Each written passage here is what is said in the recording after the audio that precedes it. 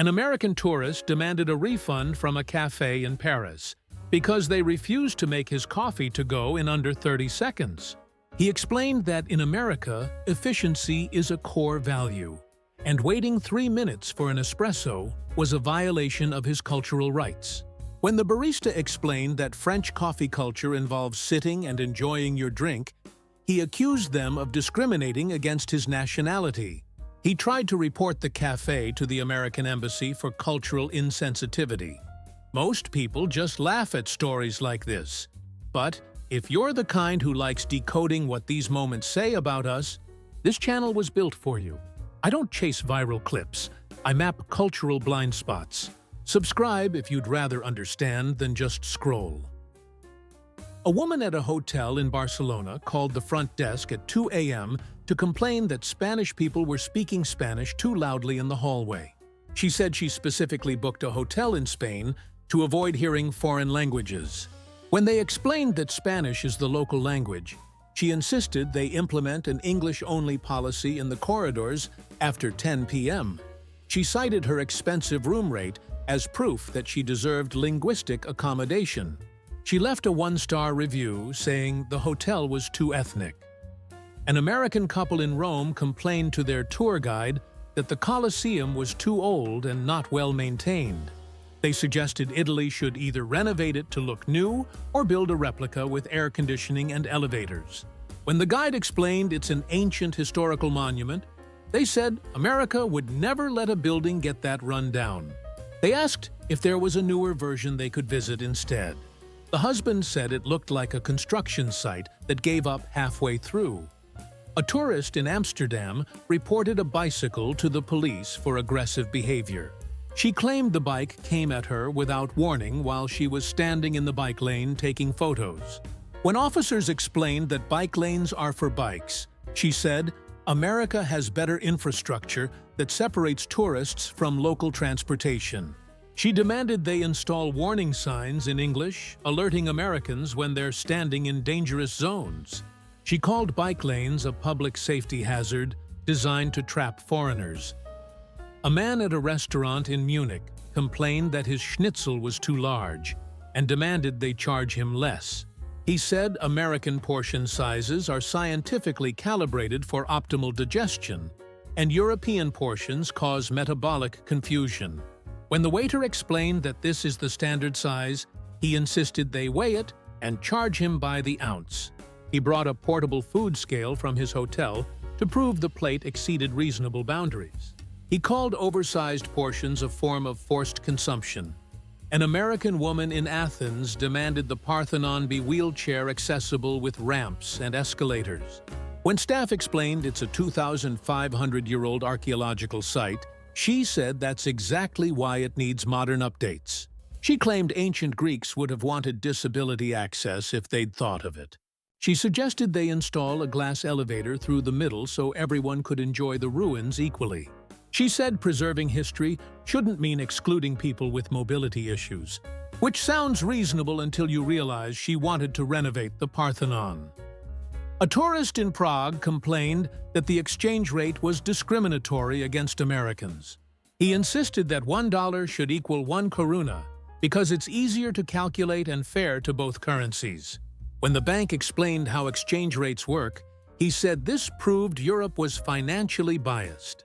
He demanded they honor dollar-for-dollar conversion as a gesture of international goodwill.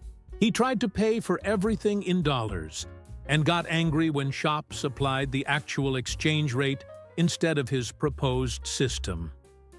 A woman at a cafe in Copenhagen was outraged that they didn't serve ranch dressing. She brought her own bottle and demanded they incorporate it into traditional Danish dishes as a cultural exchange program.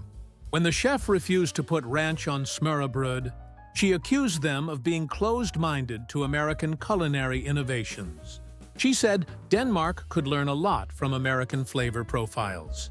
She left the bottle on the table, with a note saying they should study it and expand their menu to include American improvements. An American complained to his hotel in Vienna that classical music was playing too early in the morning. He said he came to Austria for the culture, but expected it to be scheduled around his sleep preferences. When they explained that morning concerts are a Viennese tradition, he suggested they move all cultural activities to after 10 a.m. He proposed they implement quiet hours for Austrian culture.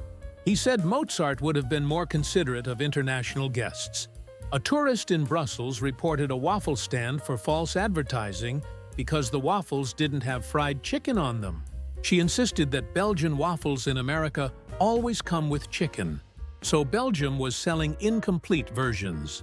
When they explained that's an American invention, she accused them of appropriating their own food incorrectly. She said Belgium should fact-check American restaurants to see how waffles are properly served. She demanded they add chicken and syrup as the authentic preparation method. A man in Stockholm complained that Swedish people were too good at English, and it made him feel inadequate. He requested that locals speak worse English, so Americans could feel more useful when traveling. When his tour guide explained that English proficiency is common in Sweden, he said it was showing off. He suggested they implement a maximum English fluency level for service workers to level the playing field. He called their linguistic competence intimidating and culturally aggressive. These moments look absurd, but they're mirrors. Every story here unpacks how culture shapes entitlement and why Americans abroad keep reenacting the same myths. If you see the pattern forming, subscribe now. This is where we dissect the psychology behind it.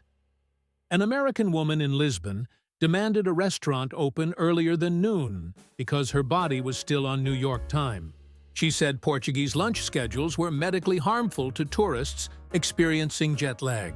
When they explained that lunch starts at 1 p.m. in Portugal, she offered to pay them extra to adjust their entire business hours around her circadian rhythm.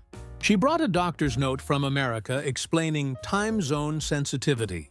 She said respecting American meal times would make Portugal more globally competitive. A tourist in Edinburgh complained that Scottish accents were too thick and demanded subtitles in public spaces. He said he came to Scotland expecting English, but felt linguistically excluded. When locals explained they were speaking English, he insisted it was a dialect that required translation services. He suggested installing real-time transcription screens in shops and restaurants for American visitors. He said Scotland was being deliberately difficult to understand as a form of passive-aggressive tourism. A woman at a hotel in Milan was furious that Italian electrical outlets didn't fit her American plugs. She said requiring adapters was a form of technological discrimination. When the front desk offered to sell her an adapter, she demanded they rewire her room with American outlets as a courtesy. She claimed her hairdryer was medically necessary and outlet incompatibility violated international accessibility standards. She tried to plug her devices directly into the wall and blamed Italy when nothing worked. An American in Dublin complained that Guinness tasted different than it does in America and demanded a refund for false representation. He said Irish Guinness should taste like American Guinness, since that's what the brand is known for. When the bartender explained that Guinness is Irish and tastes different everywhere, he accused them of serving an off-brand knockoff. He insisted they import American Guinness so tourists could taste the authentic version. He said Ireland was ruining their own beer by making it locally. A tourist in Santorini was angry that the sunset didn't happen at 6 p.m. like it does in Florida. She complained to her hotel that Greek sunsets were scheduled inconveniently for American dinner times. When they explained that sunset times vary by location and season, she said Greece should coordinate with American time zones for tourist satisfaction. She suggested they adjust the Earth's rotation to make Greek sunsets more accessible. She left a review saying the sunset timing was inconsiderate and poorly planned. A man in Zurich complained that Swiss chocolate was too expensive and demanded American pricing. He said Switzerland was price gouging tourists by charging more than Hershey's costs at Walmart. When the shop explained that Swiss chocolate is a premium product made locally, He insisted that all chocolate should be priced equally, regardless of quality or origin. He offered to bring them American chocolate so they could learn about affordable manufacturing. He said Switzerland was being elitist about candy. An American woman in Bruges demanded they drain the canals because she found them unsanitary and mosquito-prone. She said American cities would never allow standing water in tourist areas. When officials explained that canals are historic and essential to Bruges, she suggested they convert them to paved roads with painted blue lines to maintain the aesthetic while improving hygiene. She offered to connect them with American urban planners who could modernize the city properly. She called the canals a medieval health hazard that needed updating. A tourist at a cafe in Lyon was outraged that they couldn't modify a traditional French dish to remove all the French ingredients. She wanted coq au vin without wine, garlic, or chicken, just the vegetables and sauce. When the chef refused, she accused them of being inflexible to dietary preferences that were actually just complete recipe elimination. She said American restaurants allow infinite customization, and France should adopt this customer-first mentality. She suggested they label dishes as adaptable or restrictive, so Americans know which ones can be deconstructed into completely different meals. Man in Oslo complained that Norway was too expensive and demanded the government subsidize his vacation. He said he'd already spent his budget and still had 3 days left in the country. When the tourist office explained they couldn't provide financial assistance, he asked if there was an American discount program he could retroactively apply to all his purchases. He proposed Norway implement tourist welfare for visitors experiencing unexpected price shock. He said affordable tourism was a human right, and Norway was gatekeeping their country behind economic barriers. An American couple in Reykjavik demanded a refund from their Northern Lights tour because the lights were green instead of the red and purple they'd seen in photos. They said Iceland falsely advertised the aurora colors and should issue warnings about chromatic variation. When the guide explained that aurora colors depend on atmospheric conditions and solar activity, they insisted Iceland install color filters in the sky to match tourist expectations.